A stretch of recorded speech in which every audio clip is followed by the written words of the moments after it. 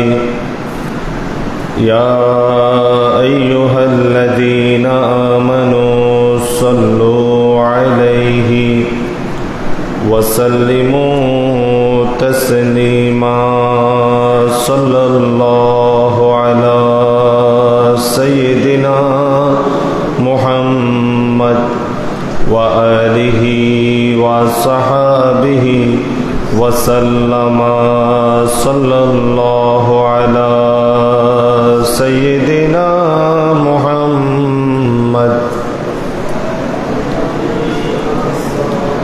صلاة يا رسول الله عليكم سلام يا حبيب الله محمد سيد الكونين والثقلين والفريقين من عرب ومن عجم صلاة يا سلام يا ہر عشق مصطفیٰ سامنے ہو بار بردر گوشائے دامن اوست صلاة یا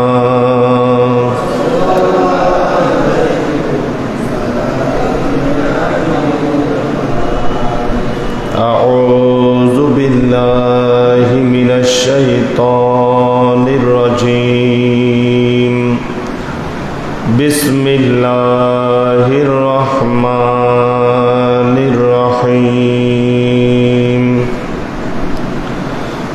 وَيَوْمَ يَعَضُّ الظَّالِمُ عَلَى يَدَيْهِ يَقُولُ يَا لَيْتَنِي اتَّخَذْتُ مَعَ الرُّسُولِ سَبِيلًا يَا وَيْلَتَى لَيْتَنِي لَمْ أَتَّخِذْ فُلَانًا خَلِيلًا لقد أضلني عن الذكر بعد إذ جاءني وكان الشيطان للإنسان خذولا صدق الله مولانا العظيم وصدق رسوله النبي الحبيب الكريم ونحن على ذلك لمن الشاهدين والشاكرين والحمد لله رب العالمين رب صل وسلم وبارك عليه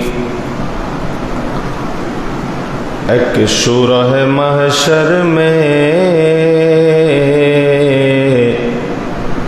سردار نبی آیا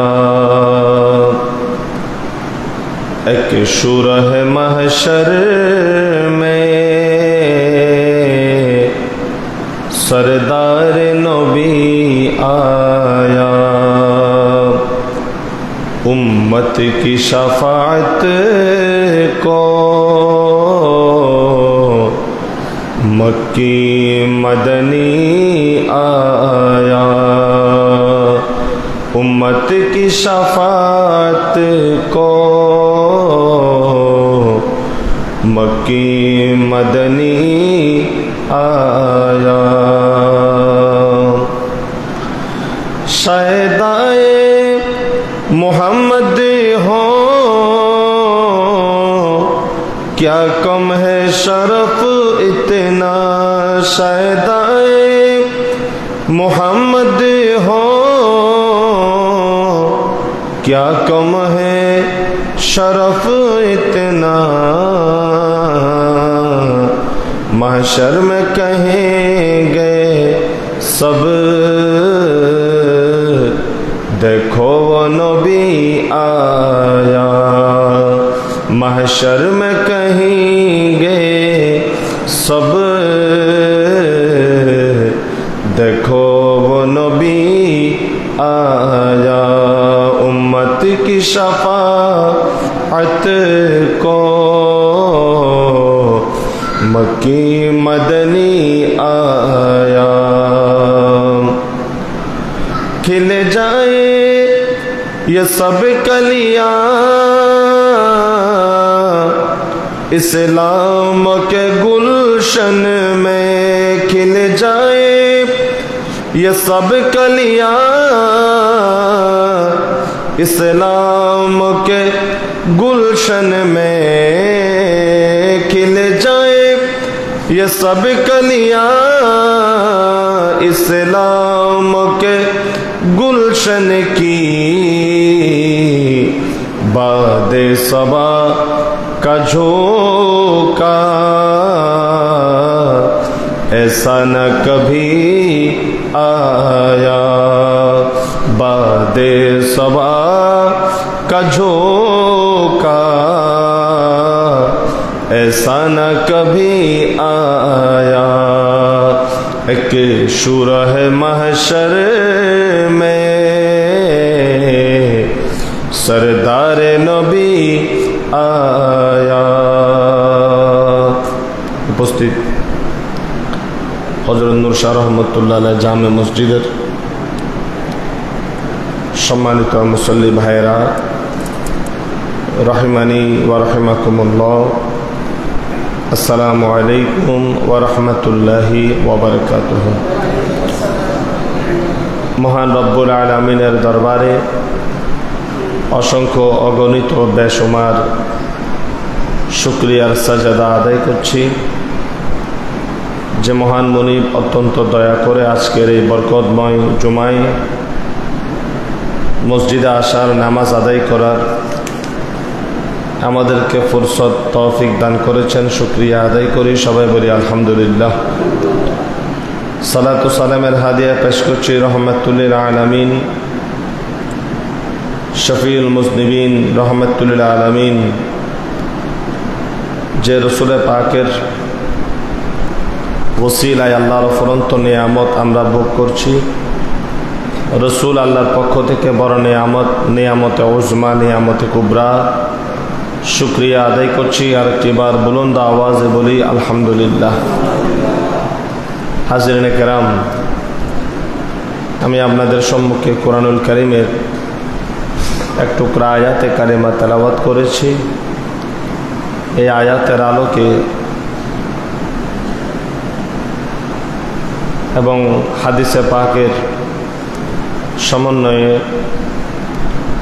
এখানে আয়াত যেটা আলোচনা করব, সৎ নেককার বান্দাদের সুহবত, ভালো মানুষের সাথে হাঁটলে জীবনে তার প্রভাব কেমন হয় এবং খারাপ মানুষের সাথে হাঁটলে জীবনে আমরা কি ক্ষতিগ্রস্ত হতে পারি, এ সমস্ত বিষয়ে আলোচনা করব। মহান রব্বুল আলামিন আমাদেরকে আলোচনা শোনার এবং কোরআন সুন্নাহর আলোকে জিন্দেগি করার তৌফিক দান করুন, সবাই বলি আমিন। আল্লাহ রব্বুল আলামিন কোরআনে এলান করেন, কিয়ামতের ময়দানে কিছু লোক আল্লাহর সামনে উপস্থিত হবেন এবং তারা রাগ এবং অনুতাপ, ক্ষোভ,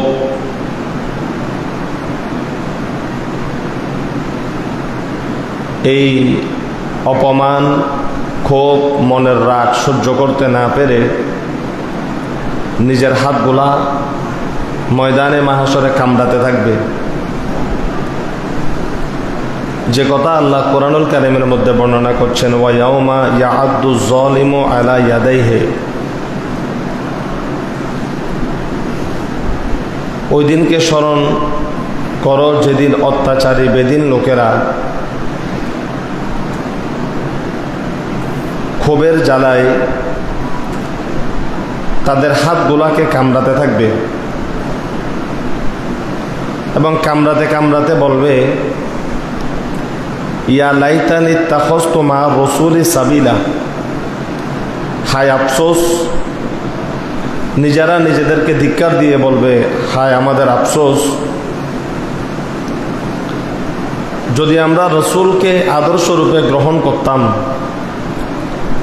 রসুলের পাকের দেখানো পথকে যদি আমরা গ্রহণ করতাম, রসুলের পাকের পথে পরিচালিত আউলিয়া ইকরামের সুহবত পথকে যদি আমরা গ্রহণ করতাম,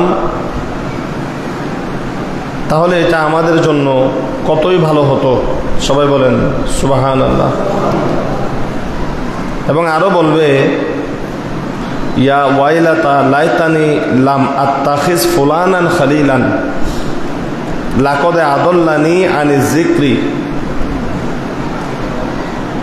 ওই লোককে যদি বন্ধু হিসাবে গ্রহণ না করতাম কতই ভালো হতো, যে বন্ধু আমাকে পথভ্রষ্ট করেছে। লাকদে আদল্লানি, কতই ভালো হইতো ওই লোকগুলাকে যদি বন্ধু না বানাইতাম, যেই লোক আমাকে কি করেছে, পথভ্রষ্ট করেছে। এবং আনি যিকরি বাদাই যে জানি,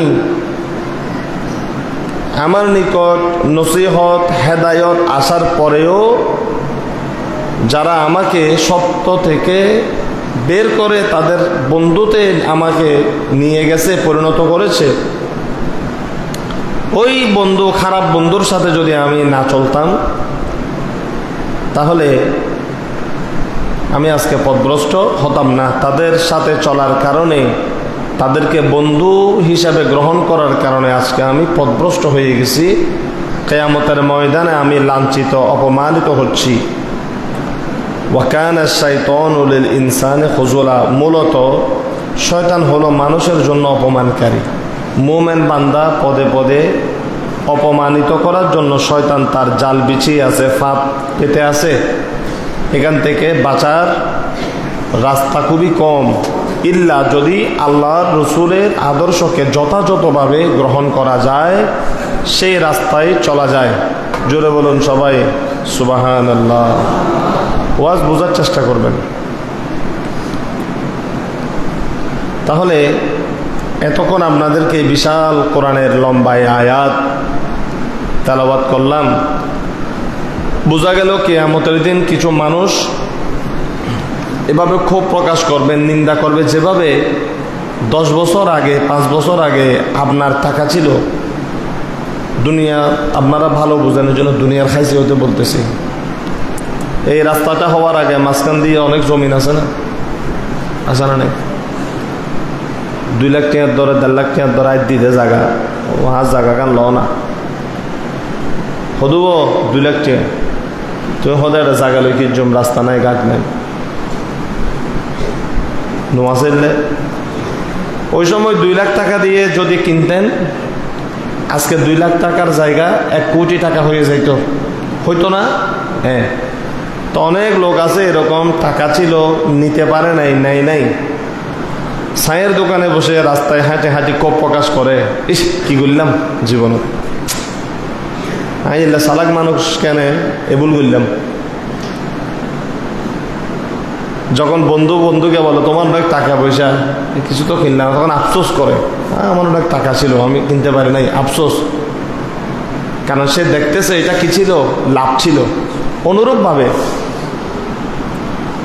অনুরূপভাবে কিয়ামতের ময়দানে কিছু জালেম সম্প্রদায়, পথভ্রষ্ট সম্প্রদায় নিজেদের হাত কামড়াইতে কামড়াইতে বলবে কিয়ামতের ময়দানে, একজন আরেকজনকে বলবে, শুনিয়ে আহা, আমরা যদি আজকে রসুলে পাকের দেখানো পথটাকে যদি গ্রহণ করতাম, রসুলে পাকের দেখানো পথের উপর যদি আমরা চলতে পারতাম, তাহলে আমাদেরকে আজকের এই অপমান সহ্য করা লাগতো না। কতই না ভালো ছিল ওই রাস্তাটা।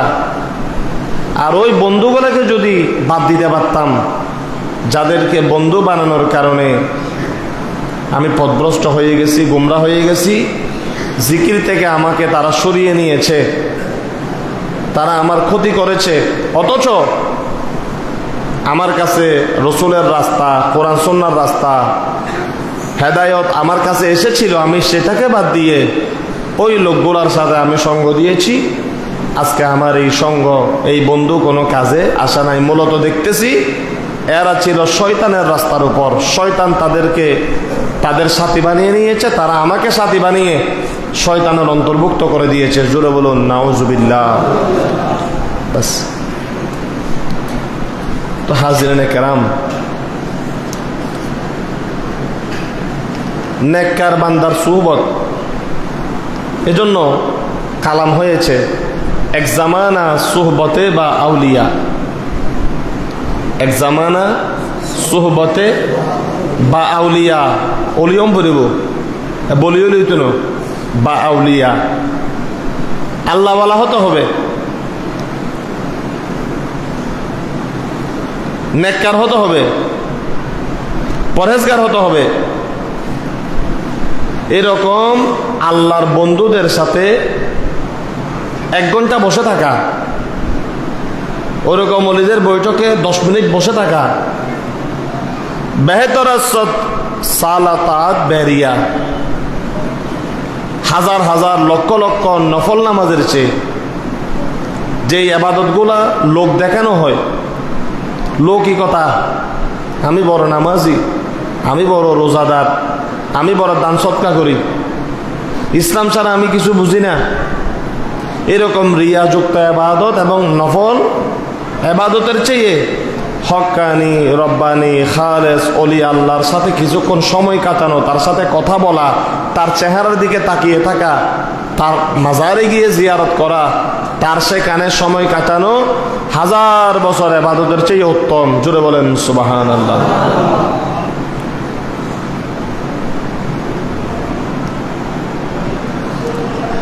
সুহবত এটার বড় দাম।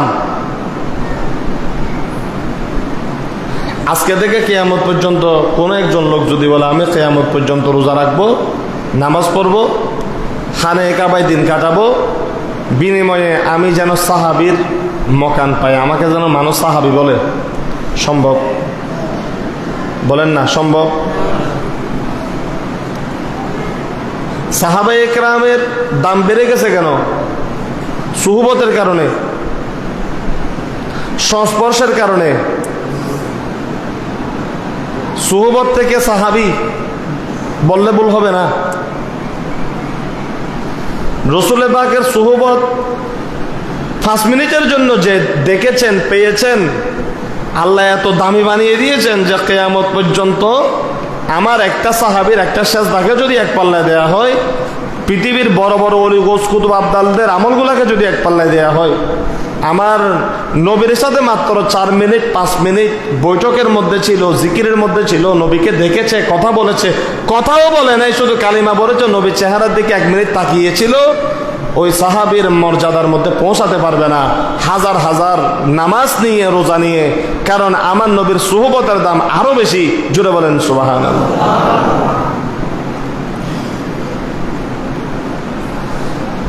সুহবত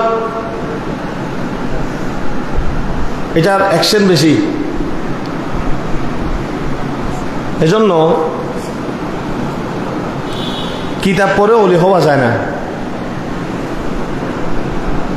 কিতাব পড়ে মাতো না।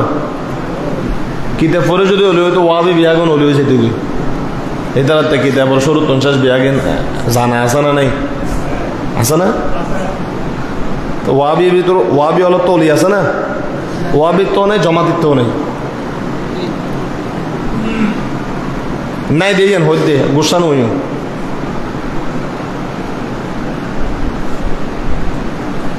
থাকলে এটা প্রকাশ করতে হয়। অলি আল্লাহ এটা প্রকাশের জিনিস। আল্লাহ বলে নাই যে অলিদেরকে গোপন করি দাও না, অলির কারামতকে গোপন করার জন্য বলছে, অলিকে গোপন করার জন্য বলে নাই।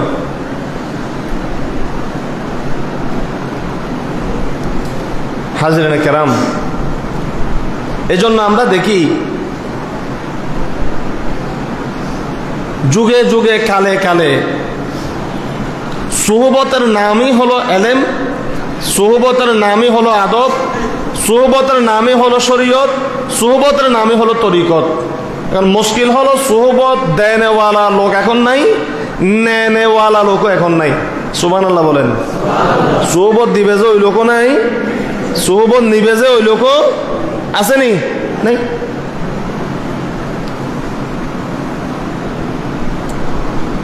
হাজিরানে কেরাম, আপনারা শিক্ষিত মানুষ, সচেতন মানুষ, চালাক মানুষ, কথা সব ভেঙে বলতে পারতেছি না, মাইক নাপাক হয়ে যাবে, বুঝে নেবেন। আজকে আল্লাহর ওলিরা ওলি হয়েছেন অন্তর থেকে লোভ লালসা বের করে দিয়েছেন। এদের ভিতরে লোভ নাই, লালসা নাই, চাহিদা নাই। তারপরে এগুলা গেছে কই?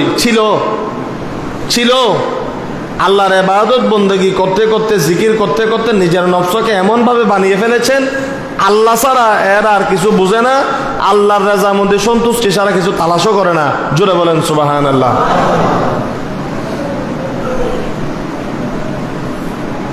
হাজিরিন, সুহবত,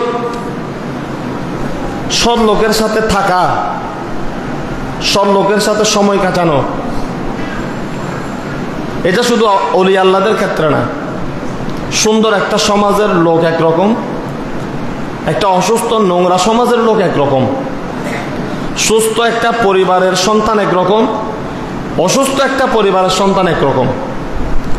একটা সুস্থ স্বামীর স্ত্রীর চলাফেরা কথাবার্তা একরকম, একটা অসুস্থ স্বামীর স্ত্রীর চলাফেরা কথাবার্তা, একটা সুস্থ মসজিদের মুসল্লি কমিটি একরকম, একটা অসুস্থ মসজিদের মুসল্লি কমিটি হুজুরও কি আরেক রকম, ঠিক না? এগুলা কিসের কারণে? সব হলো সুহবত, সৎসঙ্গ, যেটাকে বাংলায় বলা হয় কি? সৎসঙ্গে স্বর্গবাস, অসৎ সঙ্গে বালা মাইসুল লাহারিলি খাই বাক্তার ফান, অমাইসুল লাহারিলি হারা যায়। হাজিরিন একরাম, এজন্য আজকে সৎসঙ্গ করতে হবে, ওলি আল্লাহদের বৈঠকে বসতে হবে, ওলি আল্লাহদেরকে মোহাব্বত করতে হবে।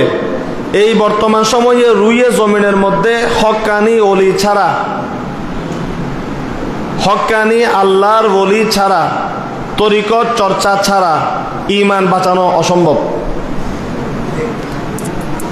সালামত রাখতে পারবেন না, মিসগাইড হবেন। আপনি যেটাকে পিওর ইসলাম বলে যার থেকে শিখতেছেন, দেখা যাচ্ছে কিছুদিন পরে তার ভিতরে ভেজাল, তার ভিতরে কি ভেজাল দেখা যাচ্ছে অসংখ্য। দেখেন, আত্মার একটা খাদ্য আছে, আত্মার একটা খাদ্য আছে, তৃপ্তি আছে একটা। আপনি এমনি নামাজ পড়বেন, এটা এক ধরনের তৃপ্তি, কিন্তু তরিকত শরীয়ত মেনে যখন আপনি ইবাদতে আসবেন, এটাতে আরেক ধরনের তৃপ্তি। সুবহানাল্লাহ। ওই তৃপ্তি আল্লাহর ওলিদের দেখানো পথ ছাড়া সম্ভব নয়। হাজিরিন, যাক দেখেন সৎসঙ্গ কেমন। ফান আনাস রাদিয়াল্লাহু তাআলা আন্না রাজুলান ক্বালা ইয়া রাসূলুল্লাহ মাতা সাআত। একটু লক্ষ্য করেন, আজকে নবী থেকে উম্মত অনেক দূরে, মিলাদ কিয়ামে লোক পাই না, দরুদ সালামে মানুষের অভাব, দরুদ পড়তে রাজি না। অথচ হযরত আনাস রাদিয়াল্লাহু তাআলা থেকে অত্যন্ত চমৎকার একটা হাদিস, আন্না রাজুলান ক্বালা ইয়া রাসূলুল্লাহ, একজন লোক বলতেছেন মাতা সাআত, যে কিয়ামত কখন হবে, কিয়ামত কখন হবে। ক্বালা ওয়াইলাক, রাসূল পাক সাল্লাল্লাহু আলাইহি ওয়াসাল্লাম এই লোকটাকে একটু ধমক দিলেন। ক্বালা ওয়াইলাক, যে কি বলো তুমি, ধ্বংস হও। এটা কিন্তু বদদোয়া নয়, এটা ধমকের শব্দ, আরবের লোকেরা এটা দেয়। ওয়াইলাক, ধ্বংস হও। ওয়ামা আদাত্তা লাহা, আচ্ছা ঠিক আছে সাহাবী, তুমি যে কিয়ামতের কথা জিজ্ঞাসা করতেছো, কিয়ামত কখন হবে, কিয়ামত কখন হবে, আমার নবী এটা জানতেন। সুবহানাল্লাহ। এবং শুধু জানেন না, কিয়ামতের সিন্ডম, কিয়ামত কখন হবে, কিভাবে হবে, এটার একটা একটা একটা একটা এত বেশি আলামত আল্লাহ রাসূল বর্ণনা করেছেন। 1,24,000 নবী পর্যন্ত এত আলামত বর্ণনা করেন নাই। আমার রাসূল উম্মতকে তারিখটা বলেন নাই, শুধু দিনটা বলেন নাই, এছাড়া কিয়ামতের লক্ষণ কি, কোন সময় কিয়ামত সংঘটিত হবে, দুনিয়ার অবস্থা কি হবে, মানুষের অবস্থা কি হবে, মানুষের চরিত্র কি হবে, মানুষের আমানতদারিতা কি হবে, মানুষের ইবাদতের রিয়া এগুলা কি হবে, সব আল্লাহ রাসূল এটা ভেঙে ভেঙে বলে দিয়েছেন। চোখ যাদের আছে তারা দেখতেছে। ক্যান্সার হওয়ার জন্য 100% আপনার ওই ভাইরাস, 100% ওই যেটাকে টিস্যু বলা হয় শরীরের ভাইরাস, এটা চিহ্নিত করতে হয় না। ডাক্তাররা যখন দেখেন এখানে 2% দেখা যাচ্ছে, তখন ওনারা বলে দেয় এটা ক্যান্সার। রোগীকে বলে না যে 2% হয়েছে, 90% আছে, ডাইরেক্ট বলে এটা ক্যান্সার, আপনার বাঁচার সুযোগ নেই। তো আজকে সমাজের মধ্যে হাইয়া উঠে গেছে। এখন সরকার মাদ্রাসার মধ্যেও মেয়েদেরকে ফুটবল খেলার জন্য প্রজ্ঞাপন জারি করছে যে মেয়েরাও ফুটবল খেলা খেলতে পারবে। নাউজুবিল্লাহ বলবেন না? তো এই যে হায়া শরম উঠে যাওয়া, বেহায়া বনে বেড়ে যাওয়া, এটা কিয়ামতের আলামত। এটা তো রাসূল পাক বলে গেছেন। এখন হায়া শরম আসেনি? টপ টু বটম, বুড়াত মানুষ থেকে শুরু করে, জোয়ান থেকে শুরু করে, মেয়ে থেকে শুরু করে, মা বাবা পুরুষ থেকে শুরু করে, আমাদের হায়া শরম আছে? একটা সময় ছিল ছেলে বাবার সামনে বসতো না, শর্মে কথা বলতো না, মার সামনে বসতো না। এখন এগুলো আসেনি? আছে? কিছু নেই। আরগুলা বাদ দিলাম। কিন্তু যুবক এবং অন্যান্য যারা আছে, চরিত্রটা নষ্ট হবে, হিসাবের কাঠগড়ায় দাঁড়াতে হবে, যথাসময়ে আল্লাহর সামনে হিসাবটা পেশ করতে হবে। উপায় নেই, বাঁচার কোনো উপায় নেই, বাঁচার কোনো উপায় নেই। আপনি যে কোটি কোটি টাকা থেকে লাখ লাখ টাকা খরচ করতেছেন, হাজার হাজার টাকা খরচ করতেছেন, হয়তো আপনার টাকার অ্যামাউন্ট বড় বিদায় আপনার মনে হচ্ছে এই কম খরচ হচ্ছে না। আপনি যতটুকু ইনকাম করতেছেন ওইটা একটা একটা পাই পাই করে কিন্তু টাকাটা হিসাবে হিসাবে বের হচ্ছে। আপনার মনে হচ্ছে আমার অনেক ইনকাম, খরচ চলে বাকি না। এটা আপনার কষ্ট উপার্জিত টাকা, হয়তো আপনার বুঝে আসতেছে না যে একটা পয়সা যে আপনার পকেট থেকে বের হচ্ছে, এটা পাই পাই করে কিন্তু ওই জমা থেকে চলে যাচ্ছে।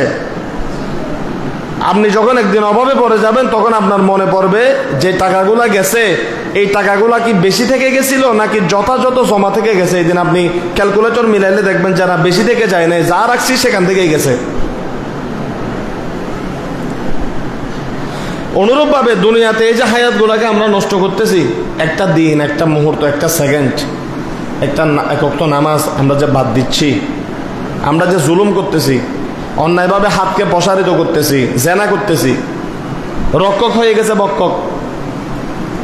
একজন আলেম, আমি যদি বলি আপনাদেরকে, এই সমস্ত কথা বলতে চাই না, একজন আলেম, ব্যস্ত একজন আলেমের রুটিন আপনি দেখবেন। কি করে? ফজরে নামাজ পড়বে, কোরআন তেলাওয়াত করে, ঘুমানোর আর সুযোগ নাই। সে 8টা বাজে বেরিয়ে যাবে কোথায়? মাদ্রাসায় পাঠদানের জন্য। এই মাদ্রাসা শেষ করে আস্তে আস্তে আসরের পরে একটা দুইটা আগ্দ থাকলে, মসজিদ থাকলে, দায়িত্ব থাকলে নামাজ পড়াবে। মাগরিবের পর থেকে চলে যাবে আবার মাহফিলে। মাহফিল শেষ করে আস্তে আস্তে ঘরে ঢুকতে রাইতের কয়টা? 2টা 2:30 বাজে যায়। নিজের স্ত্রীকে সময় দেওয়ার সুযোগ। একজন সাধারণ একজন আলেমের কথা বলতেছি, জামিয়া আহমদিয়া সুন্নিয়া মাদ্রাসার ডজন ডজন আলেম এরকম রাতে দিন ইসলামের খেদমতে ব্যস্ত, বিভিন্ন আলেম ওলামা ব্যস্ত। একজন সমাজবিদ, ছোটখাটো একজন এমপি মেম্বার বাজারে যাওয়ার সময় পায় না। সালিশ করতে হয়, বিচার করতে হয়, দেশের রাষ্ট্রের বিভিন্ন কাজকর্ম, মানুষের সিল চাপা সিগনেচার এগুলা করতে হয়, নিজের ব্যবসা বাণিজ্যর খেয়াল রাখতে হয়, বউকে নিয়ে বেড়াতে পর্যন্ত যাইতে পারে না। সেই জায়গায় এমপি, যারা বাংলাদেশের 300টা আসনের মধ্যে যাদের প্রত্যেকটা সেকেন্ড আপনার কি কাউন্ট, প্রত্যেকটা সেকেন্ড ঘড়ির কাঁটা দেখা ছাড়া তারা চলতে পারে না। পিএস ঘড়ির কাঁটার দিকে চেয়ে আছে যে আপনার 1টা বাজে এখানে প্রোগ্রাম, 2টা বাজে এখানে প্রোগ্রাম, 3টা বাজে এখানে প্রোগ্রাম। পায়খানা প্রস্তাব করার সময়ও পিএস এরকম বলবে যে স্যার সময় 10 মিনিট, 10 মিনিটের চেয়ে বেশি টয়লেটে থাকলে ওদিকে প্রোগ্রাম মিস হবে। সময়ের এত ব্যস্ততা, এত গুরুত্ব আছে না নাই? কথার জবাব দেন। সেই জায়গায় এমপি যেখানে কাজ করার সময় বের করতে পারে না, কাজের জন্য হাঁপিয়ে যায়, সেইখানে এই সাতক্ষীরার এমপি একটা ছোট একটা মেয়েকে নিয়ে হোটেলের মধ্যে গিয়ে আজে বাজে কাজ করতেছে, সময় বের করে ফেলছে। নাউজুবিল্লাহ বলবেন না? মেয়েকে নিয়ে জেনাবে বিচার করার জন্য তার সময় আছে, বদমাইশি করার জন্য তার সময় আছে, নির্বাচনে অঙ্গীকার করে জনগণের জন্য কাজ করবে, জনগণের জন্য কাজ করার তার সময় বলেন না। এরা আবার জান্নাতে টিকিট দেয়, জান্নাতি দলের লোক, এগুলা তো বলতে চাই না। আপনি নেতা হয়ে, আমার ভোটে নির্বাচিত হয়ে, আমার প্রতিনিধি আপনি, তো আপনার চরিত্রের যদি এই অবস্থা হয়, কিয়ামতের ময়দানে তো আল্লাহ আমাদের গলার জিহ্বা দিয়ে শিক ঢুকাই দিবে। তোমার নেতা, তোমার চেয়ারম্যান, তোমার এমপি কমিশনার এই হাজত করেছে, তাকে সাপোর্ট কেন করেছো? আমরা এই ধরনের লোককে সাপোর্ট করি না, আমরা এদেরকে ঘৃণা জানাই। এগুলা ঘৃণা জানানোর থেকেও আরো অনেক নিচে, নিম্নতর স্থানে বিকৃত মস্তিষ্কের মধ্যে পৌঁছে গেছে। নাউজুবিল্লাহ বলেন। হাজিরিনে কেরাম, এটা হয়েছে কেন? এটা হয়েছে কেন? সুহবত নষ্ট হওয়ার কারণে। সোহবত কি হওয়ার কারণে? কথা বলেন, সোহবত কি হওয়ার কারণে? এত সোজা না রাষ্ট্র পরিচালনা করা। সুলতান মাহমুদ গজনবী রহমতুল্লাহ আলাই যুদ্ধের মধ্যে পরাজিত হয়ে জঙ্গলে জঙ্গলে ঘুরতেছে। সুলতান মাহমুদ গজনবী 13 বার ভারতে হামলা করেছে তিনি, মুসলিম স্টেট প্রতিষ্ঠার জন্য, মুসলিম শাসক। পেরে ওঠে নাই, পালিয়ে জঙ্গলে দৌড়াচ্ছে। খাজা গরিব নওয়াজের সাথে সাক্ষাৎ হয়ে গেল। সুবহানাল্লাহ। খাজা গরিব নওয়াজকে বলতেছে, হুজুর আমি তো এই ভারতবর্ষটা নিয়ন্ত্রণে নিতে পারতেছি না। তো খাজা গরিব নওয়াজ বলে, তো এখন কি করা যায়? বলে যে হুজুর আপনি যদি একটু আমার জন্য দোয়া করেন, আমাকে যদি কিছু পরামর্শ দেন, হয়তো আমি এই ভারতবর্ষে মুসলমান রাষ্ট্র পরিচালনা করতে পারবো। সুবহানাল্লাহ। খাজা গরিব নওয়াজ বলে, যাও এবার যুদ্ধে যাও। খাজা গরিব নওয়াজের ফুয়ুজাত বরকত সুহবত নিয়ে সুলতান মাহমুদ গজনবী রহমতুল্লাহ আলাই যুদ্ধের ময়দানে গিয়েছেন, জিহাদ করেছেন হিন্দুদের বিরুদ্ধে, অবশক্তির বিরুদ্ধে।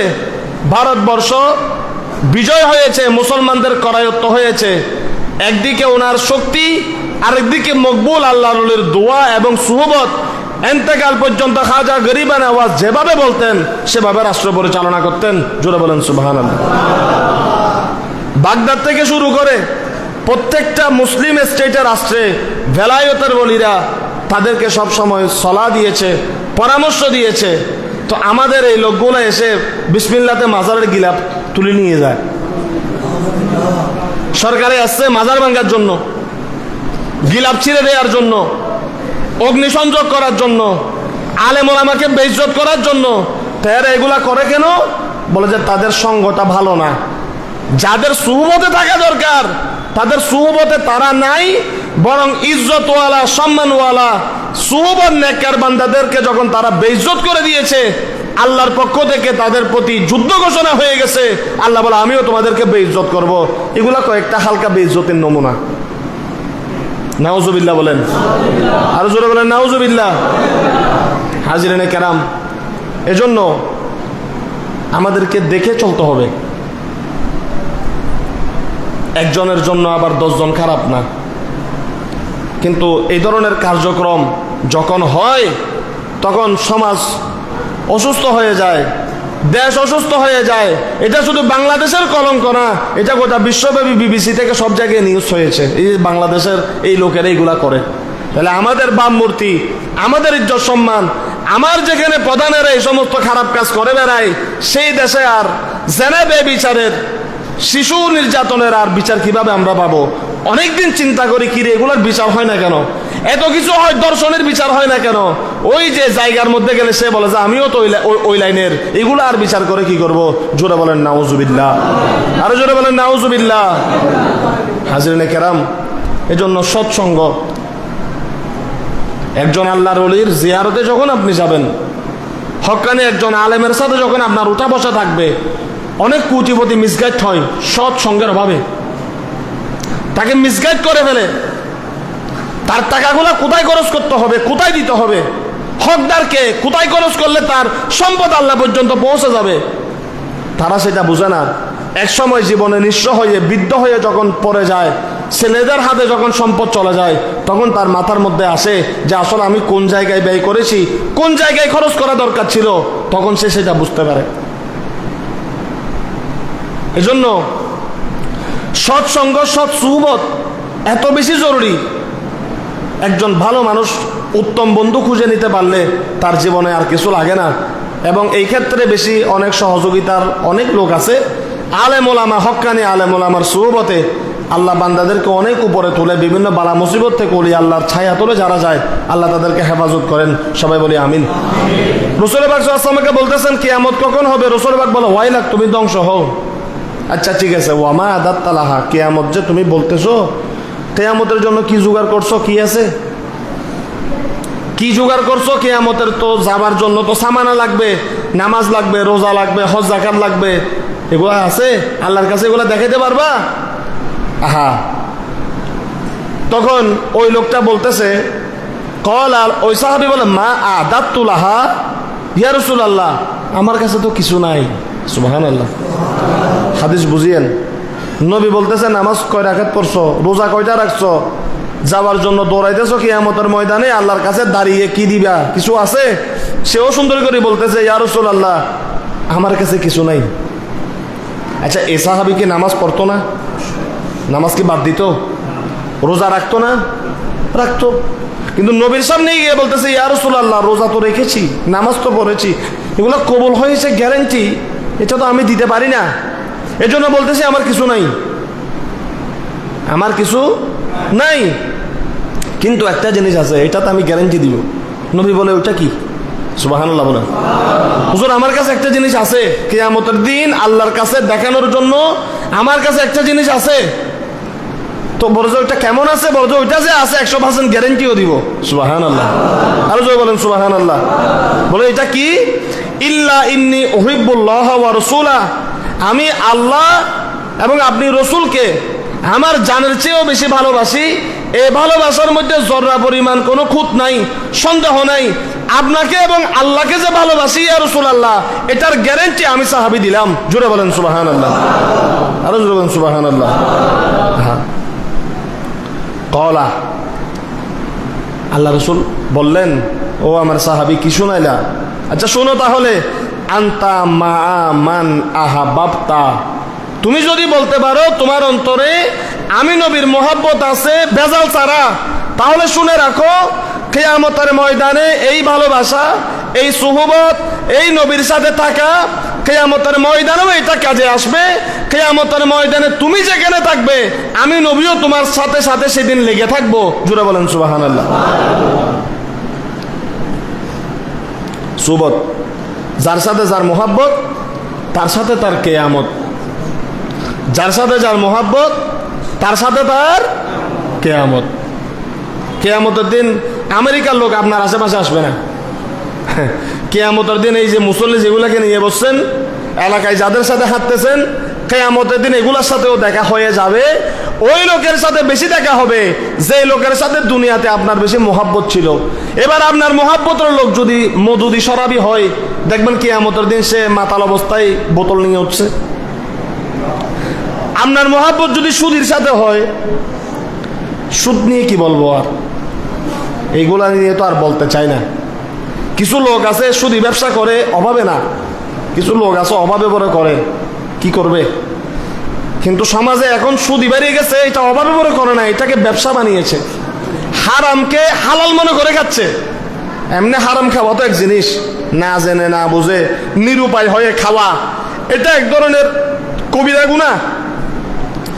আর হারামকে হালাল বলে খাওয়া, হারামকে হালাল বলে খাওয়া, হ্যাঁ আমি আরাফাতের ময়দানে গিয়ে গুনাহ সব মাফ করে ফেলবো। একজনের জায়গা আমি তোমার জায়গা কেন দখল করে দিম তুই হয়তো আয় বদ্দা চিয়া লাগতো না তুই হয়তো আর একখান মদিনা শরীফের টিকিট দিস। আরে সুবহানাল্লাহ, কিভাবে জায়েজ করছ? হয়তো বদ্দারে জায়গা কেন কেন দখল করে দিস, সালিশুটা কেন আর পক্ষে হয়ে দিস তুই হয় না হয়তো তোর লাল লোক কুলুস আছে বেড়ায় তো তুই টিয়া লইম না তুই বদ্দা হয়তো আইতে বছর বদ্দারা চলে টিয়া দেখ কেন তোর টিকিট ছাড়ি দিস। এই যে নিল এটা কি হালাল নাকি হারাম? কথার জবাব দেন, হালাল নাকি হারাম? এই হারাম দিয়ে আপনি আরাফাতের ময়দানে গিয়ে যদি গোটা দিন কানতে কানতে আরাফার পাহাড় যদি বাঁচিয়েও দেন এই হজ আল্লাহর দরবারে কবুল হবে? তো একটা হলো হারাম, আর একটা হারামকে ফতোয়া দিয়ে হালাল বানিয়ে সুন্দর মতো লেফা দুরুস করে খাই ফেলা। তো এই সমাজে কিছু সুদী আছে, এরা অভাবে সুদী ব্যবসা করে না, অভাবে সুদ খায় না, এই সুদটাকে ব্যবসা মনে করে ব্যবসা বানিয়ে খাচ্ছে। নিঃসন্দেহে যারা সুদ খায় কিয়ামতের ময়দানে আল্লাহর কাছে তারা চেহারা দেখাতে পারবে না, খুবই নিকৃষ্ট হয়ে উঠবে। এবং সুদের সাথে যারা লেনদেন কিয়ামতের দিন সুদের সাথে দেখবেন খুঁজতে হবে না, দেখবেন আপনার পাশে আসে দাঁড়িয়ে আছে, কিরে হাকু তুই এটাকা হয়তো তুই যে লাইন আই লাইন এবার গল্প ইঙ্গুদের জান্নাতের ভিতর। নাউজুবিল্লাহ বলেন, আরো জোরে বলেন নাউজুবিল্লাহ। হাজিরানে কেরাম, রাসূল পাক বলতেছেন আনতা মা মান আহবাবতা, সাহাবী তুমি যদি আমাকে ভালোবাসো মহব্বত করো কিয়ামতের দিন আমি নবীর সাথে তোমার হাসর নসর হবে। নবীর সাথে যার হাসর হয় নবী যাবে জান্নাতে, সাহাবী যাবে জাহান্নামে, এটা কোনোদিন হতে পারে না। আমার নবী জান্নাতি, নবীর সাথে যার হাসর হবে সেও জান্নাতি। জোরে বলেন সুবহানাল্লাহ। হযরত আনাস রাদিয়াল্লাহু তাআলা আনহু বলেন ফামা রাআইতুল মুসলিমিনা ফারিহু বিশাইইন বাদাল ইসলাম ফারহাহুম বিহা। আনাস বলতেছেন নবী এ কথা বলার সাথে সাথে হাজার হাজার সাহাবী বসে আছে, শত শত সাহাবী বসে আছে। নবী যখন বলতেছেন তুমি যাকে ভালোবাসো তার সাথে তোমার কিয়ামত হবে, এই কথা বলার সাথে সাথে মসজিদে নববীতে সাহাবে একরামের চেহারা পরিবর্তন হয়ে গেল, এদের চোখ ঝলমল করা শুরু করলো, মুখের মধ্যে হাসির ভাব চলে আসলো, এদেরকে শরীরের মধ্যে দেখা যাচ্ছে টৈটম্বর হয়ে গেল। কিরে বাবা তোমাদের শরীরে এই অবস্থা কেন? বলে যে আমার নবী আমাদেরকে মেসেজ দিয়েছেন, নবীর মহাব্বত যদি আমাদের অন্তরে থাকে, আল্লাহর মহাব্বত যদি আমাদের অন্তরে থাকে, কিয়ামতের দিন আমার নবীর সাথে আমাদের হাসর হবে। এটার চেয়ে বড় সৌভাগ্যের কথা আমাদের জন্য আর কি হতে পারে? এজন্য আমরা সমস্ত সাহাবে একরাম খুশি হয়ে গেছি। আনাস বলতেছেন নবীর এই হাদিসের কথায় সবচেয়ে বেশি খুশি হয়েছিলেন সেদিন সাহাবে একরাম, নবীর সাথে তাদের হাসর হবে। জোরে বলেন সুবহানাল্লাহ। এভাবে যদি মশালা বের করেন, যার সাথে নূরশাহ রহমতুল্লাহ আলাইহির মোহাব্বত,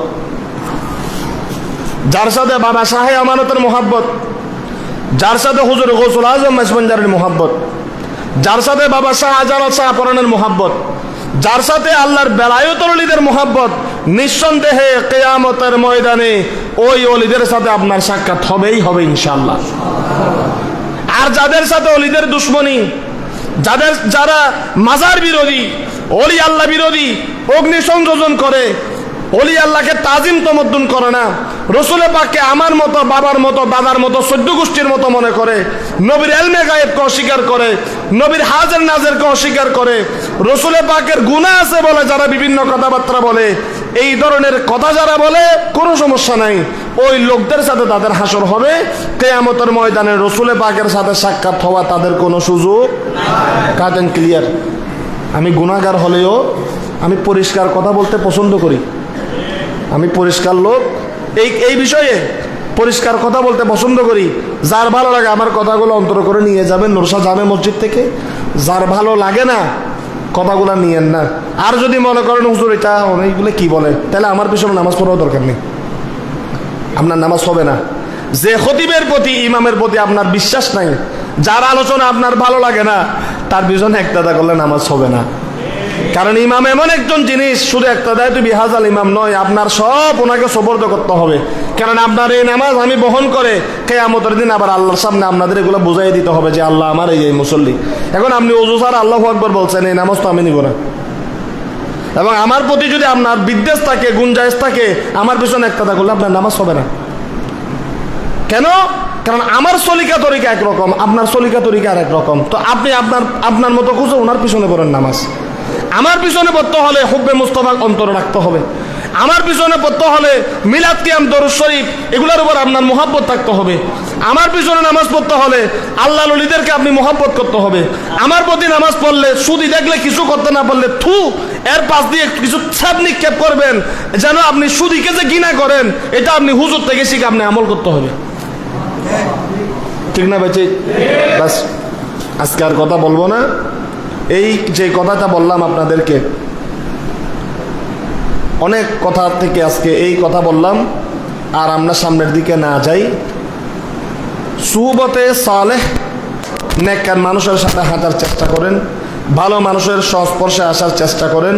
বিশেষ করে এই সুহবতের ক্ষেত্রে আল্লাহর ওলিরা ছাড়া কোনো বিকল্প, আল্লাহর ওলিরা ছাড়া কোনো বিকল্প নেই। মনে শান্তি নেই। নিজের একটা ব্যক্তিগত কথা বলে শেষ করব।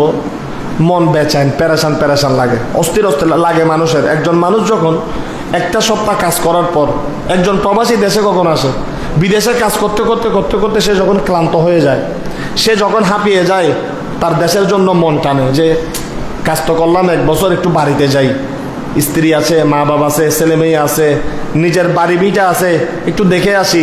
মনে শান্তি লাগে কি লাগে না? লাগে না? লাগে। এরকম মানুষের মন যখন বেচেন হয়ে যায়, আত্মার একটা খোরাক আছে।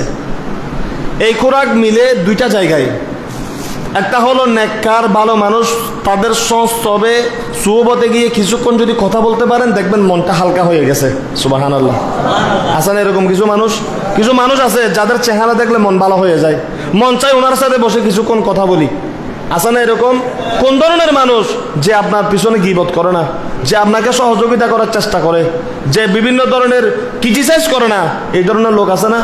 এদের সাথে কথা বললে অন্তর হালকা হয়ে যায়, ভালো লাগে। মা বাবার সাথে সময় কাটালে অন্তর হালকা হয়ে যায়। অন্তরের আত্মার একটা খোরাক আছে। এই খোরাক রাস্তাটা আমরা বন্ধ করে দিছি। এই খোরাকটা পাওয়া যায় সন্ধ্যাকালীন মাগরিবের নামাজের পর জিকিরের মাধ্যমে, অথবা এই মজাটা পাওয়া যায় সাপ্তাহিক কোনো একদিন জিকিরের মাধ্যমে। তো জিকির থেকে আমরা অনেক দূরে। যে জিকির হয় ওলি আল্লাহদের দরবারে, মাসমা খানকার মধ্যে, ওটা আমরা বন্ধ করে দিছি। ওটা বন্ধ করার কারণে আমরা আমাদের আত্মাকে, নফসকে কন্ট্রোল করতে পারতেছি না। টাকা হয়েছে, পয়সা হয়েছে, দৌড় দিয়ে আজে বাজে কাজের মধ্যে চলে যাচ্ছি, শরাবের মধ্যে চলে যাচ্ছি, জানার মধ্যে চলে যাচ্ছি। এমন সময় কোনো একজন আল্লাহর ওলির ছায়া, কোনো একজন হক্কানি আলেমের ছায়া, অথবা আমার মা বাবার সাথে বসে যদি আমি কিছু সঙ্গ নিতে পারতাম, বুদ্ধি পরামর্শ নিতে পারতাম, আমি ওই খারাপ কাজের দিকে আমি আর চাইতাম না। ওখান থেকে আমি ফেরত এসে ভালো কাজের দিকে আল্লাহ আমাকে ডাইভার্ট করে দিত। সবাই বলেন আলহামদুলিল্লাহ। আমি যখন নেসারিয়া মাদ্রাসায় ছিলাম, হুজুররা খেলা পছন্দ করতো না। আমি প্রতিবাদ করেছিলাম। আমি বলে যে হুজুর আপনি আমাদেরকে খেলার জন্য দেন। খেলতো, প্রিন্সিপাল হুজুর আসলে সবাই যেদিকে পারে দৌড় দিয়ে মানে মাঠ খালি, হুজুরকে ভয় পাইতো। তো এখন এরা আমার কাছে জিজ্ঞাসা করলো, তুমি ছেলেদেরকে খেলার পক্ষে কেন? আমি বলি যে হুজুর আমার এটা শহরের মাদ্রাসা, আমি নিজেও খেলাধুলা করতাম, তো এটা শহরের মাদ্রাসা। আমি দেখি হুজুর আমাদের ছেলেরা, শত শত ছেলে আসরের নামাজের পর রেলবিটে গিয়ে বসে থাকে। রেলবিটে গিয়ে বসে থাকা তো এটা পরিবেশ ভালো না। রেলবিটের একটা ছেলে ট্রেনে কাটা পড়তে পারে, একাখান 24 ঘন্টা ট্রেন আসা যাওয়া করে। ছেলেরা ট্রেনে কাটা পড়বে, আর রেল লাইনের পাশে ছিনতাইকারীরা বসে থাকে, একটা ছেলেকে অপহরণ করবে। দ্বিতীয়ত পাশে ছিল আমাদের ওই আশ্রম, ওই মালিপালা লাইনে সব হলো টিভি, বিসিআরের দোকান। ছেলেরা গিয়ে এই টিভি দেখবে, সিনেমা দেখবে, হুজুর চরিত্র নষ্ট হয়ে যাবে। তো আমি হুজুর যদি খেলার সুযোগ দেন, ছেলেরা আর বের হবে না। এরা বল পাইলে 2-1 ঘন্টা খেললে শরীর গঠন হবে, খেলার ছলে যখন পড়বে খারাপ কাজ থেকে সে বিরত থাকবে। খেলাধুলা শরীয়ত সম্মত জুয়ানা, হাঁটা দৌড়াদৌড়ি, খেলাধুলা মানুষকে খারাপ কাজ থেকে বাঁচায়। আমাদের ছেলেদের মোবাইলগুলো এখন হাত থেকে নিতে পারি না, ছেলেরা এখন খেলে না, মোবাইল নিয়ে বসে থাকে। কিন্তু ছেলেকে যদি খেলনা দিয়ে একটু খেলাইতে পারেন, শরীরের জন্য ভালো, তার চোখ সেফ হবে, মেধার বিকাশ ঘটবে। তো খেলাধুলাও কি করে মানুষকে খারাপ কাজ থেকে, শারীরিক চর্চা এটাও কি রাখে, বিরত রাখে। যাক, অনেক কথা হয়তো বুঝাইতে পেরেছি, অনেক কথা বুঝাইতে পারি নাই। সর্বোপরি কথা হলো, খারাপ কাজ থেকে বেঁচে থাকেন, জেনা বদমাইশি থেকে বেঁচে থাকেন। নেতৃত্ব বর্তমানে এমনি বানাই আর কি, আমরা কেমন নামকা ওয়াস্ত আর কি, এগুলা আল্লাহ রসুলের আদর্শের উপর থাকেন, ওলি আল্লাহকে সামনে রেখে চলেন। আপনার হাত দিয়ে, আপনার চরিত্র থেকে যেন সমাজ যেন কষ্ট না পায়, মানুষ যেন কষ্ট না পায়। বিশেষ করে কিশোর গ্যাং নামে যারা মাথাচাড়া দিয়ে উঠতেছ, যুবক ভাইদেরকে বলি, চরিত্রটা নষ্ট করিও না, হায়াতটা নষ্ট করিও না। যেদিন বাপ হইবা, বাপ তো হইবা, চোর ডাকাতেরও তো ছেলে মেয়ে হয়। যেদিন বাপ হইবা সেদিন বুঝতে পারবা একজন সন্তানের প্রতি বাবার কত আন্তরিকতা, বাবার কত মায়া, কি অত পরিশ্রম করে একজন বাবা একজন সন্তানকে বড় করে।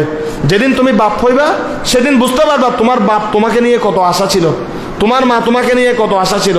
আজকের যে গালিগুলো তুমি রাস্তায় হেঁটে হেঁটে দিচ্ছ, তুমি যেদিন বাপ হইবা তোমার ছেলে যখন গালি দিবে তখন তুমি বুঝতে পারবে এটা অন্তরে কত বড় আঘাত লাগে। সুতরাং এই ধরনের খারাপ চরিত্র থেকে আল্লাহ আমাদেরকে হেফাজত করুন। ওয়া মা আলাইনা ইল্লাল বালাগ। আসসালামু আলাইকুম ওয়া রাহমাতুল্লাহ। সুন্নাত আদায় করে নিন।